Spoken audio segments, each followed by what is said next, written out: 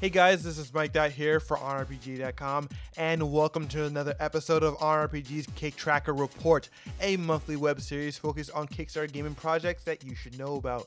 For those that are new to the show, each month I go over a handful of new Kickstarter gaming projects, take a quick look back at campaigns from previous episodes, and I give my thoughts on what makes some of these Kickstarter projects so special. Now we got a lot to cover in this episode, and I mean a whole lot. This is going to be one of the longest episodes filled with news and features, so sit down and strap yourselves in. For the month of September 2015, Divinity Original Sin 2 by Larian Studios recently smashed its $500,000 goal and is currently on its 6th stretch goal. Divinity Original Sin 2 is a sequel to the popular turn-based RPG that also got its start on Kickstarter with nearly $1 million pledged from 100,500 backers. It features old-school RPG gameplay with some modern mechanics, including a highly interactive world, deep character creation, tons of dialogue choices, and more. Divinity Original Sin 2 plans to offer more of the same, but also plans to include a new crafting system, improved dialogue choices, and even competitive multiplayer modes. This game has already gone to receive a ton of praise from the gaming community and industry alike, and with funding reaching up to $1,500,000, the hype surrounding this game shows no signs of slowing down. First, like this and like this, but we pretend that it was us who were attacked by them. You got it? Okay, let's get to it. For all of those roguelike fans out there, you may want to check out this previously Kickstarter title called 20XX, a fast-paced action platform game inspired by Mega Man X. It features roguelike gameplay elements such as randomized weapons and levels, ability upgrades, and epic boss battles. It also features co-op multiplayer and a killer chiptune soundtrack. So if you're also a fan of those Mega Man games, or if you're just tirelessly waiting for Mighty Number 9 to come out, this neat little indie title may hold you over until then. For those that want to get their hands on 20XX, it's currently available now on Steam Early Access. Next, we have a fantasy-filled adventure game called Armello, created by the League of Geeks, and this previous Kickstarter game managed to reach over 300,000 Australian dollars from over 60,000 backers. While taking the best parts of tabletop board games, card games, and RPGs, this game features a graceful fairy tale storyline, 8 different heroes, a questing system, and more. So I originally backed this game myself over a year ago, and when I was completely obsessed with tabletop games, and I recently played through the prologue, and I just really love this game's style and presentation because it reminded me a lot of those old children's books that I grew up with, like Redwall, which is really nice. And so the game is all about taking control of a kingdom from a king who is dying of a deadly disease. And the overall gameplay is pretty easy to pick up, and there's a lot of room for player choices in many different ways to win a single match, such as winning through diplomacy or winning through trials of combat. My only issue with the game is that most of the cards have to be unlocked through regular play, which is sort of counterconductive to a traditional board game, as all the pieces and cards are usually available as soon as you play, but this is most likely intentional as a way to ease players into the game. But other than that, it's a really cool game, and if you're into tabletop games, I urge you to check this one out. So, another Kickstarter game that just got released recently is called Undertale by Toby Fox, a 2D NES-style RPG that can only be described as Earthbound meets Shin Megami Tensei meets Toho. Now, you play as a young child who's trying to escape an underworld filled with monsters, and it's a very unique specimen of an RPG because unlike other games in the genre, the players can decide who lives or who dies. The player can choose to defeat all their enemies through a skill and timing-based attack and dodge system, or they can choose to spare the life of their enemies by simply talking to them, or helping them out with their self-esteem issues, or even by having a dance competition. Now, for anyone that's curious about the game, there's a demo that's available for download, and it's a very short demo. It only takes about 30 minutes for a single playthrough. I personally bought the game though recently, and the combat is pretty engaging and the story is very lighthearted and funny. I'm already 2 hours in, and it's definitely worth a look for anyone that's into classic NES style RPGs like this. As a tip for anyone that's going to be playing this for the first time, do not trust this guy. Just don't. You'll thank me. For some of our unsuccessful Kickstarters this month, Submerge, the underwater-themed RTS by Iceberg Studios, was cancelled with only 22,000 euros pledged from only 213 backers.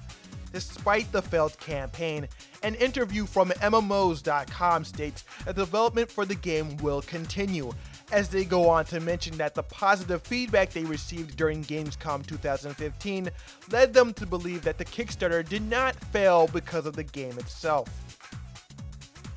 Disciples of the Storm, the elemental-themed RTS by Storm Isle Productions, has also failed to meet its funding goal with only $23,000 pledged from 88 backers.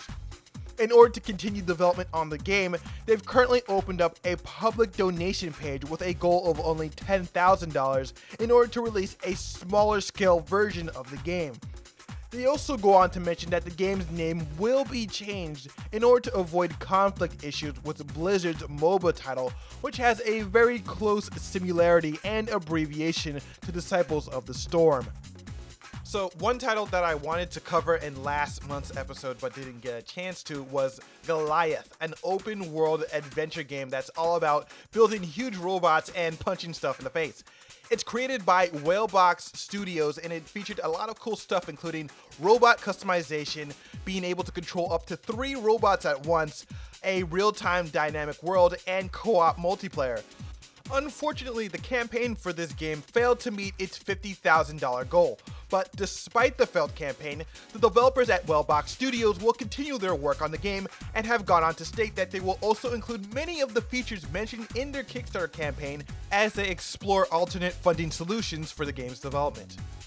For some of our successful Kickstarters this month, first up we have Blackwake, the naval-themed FPS game by Empire Gate that managed to reach well over its $10,000 goal with pledges from over 40,000 backers.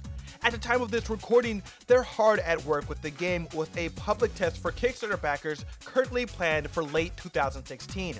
Until then, backers can follow the game on various sites, including the Kickstarter campaign page and the official Reddit forum. Eco, the global survival game by Strange Loop Games, was also successfully funded with over twice the amount of their base goal achieved from over 4,000 backers. At the moment, the developers are currently planning an alpha test release in October, as well as working on an account system for backers to manage their alpha keys, upgrade their pledges, and receive updates on the game. For some of our new and ongoing Kickstarter campaigns, we have Socuwan, a community-focused MMORPG by Thin Matrix. Rather than focusing on predetermined quests and content, Socuwan instead focuses on player-created content and community of all shapes and sizes. The game also features an active combat system with no EXP grinding, so players will have to rely on their skill and equipment in order to win battles. And speaking of battles, player versus player dueling is a very popular activity in the game, as the developers plan to host various dueling tournaments on a regular basis. Along with quirky visuals and a ton of social features, this may be a strong title for gamers that are looking for just a bit more substance in their MMORPG. The Kickstarter campaign for Socuwan ends on October 4th, 2015. And last up, we have a top-down shooter by Ink-Stained Games called 12 is Better Than 6. As a Wild West-themed shooter, you'll play as a Mexican hero who's on a journey of peace and revenge, as he tries to escape from bounty hunters while tracking down a group of slave drivers who wrongly enslaved them for 5 years. Now, while many people are quick to point out that this game has a striking resemblance to Hotline Miami, 12 is Better Than 6 takes its gameplay a step further by including unique shooting mechanics such as manual reloading and gun priming. And rather than having a pixelated retro look, 12 is Better Than 6 instead sports a unique hand-drawn art style. In order to drum up support for their Kickstarter, the campaign also highlights a pre-alpha build that you can download and play for free. So with that said, after trying out the pre-alpha build myself, the game proved to be fairly challenging, with the active reload and firing mechanics that really forces the player to think before they shoot and think after they shoot. I was constantly being kept on my toes. Now, since I never played Hotline Miami before, I can't really say how much more difficult the game is in comparison, also since it's just a pre-alpha build, but the combat is very solid and the enemies are very relentless, so anyone that enjoys top-down shooters like Hotline Miami will likely appreciate the challenge presented in the pre-alpha build. If this game meets its base funding goals, their stretch goals will also include plans for PvP and co-op gameplay. The Kickstarter ends on October 9th, 2015.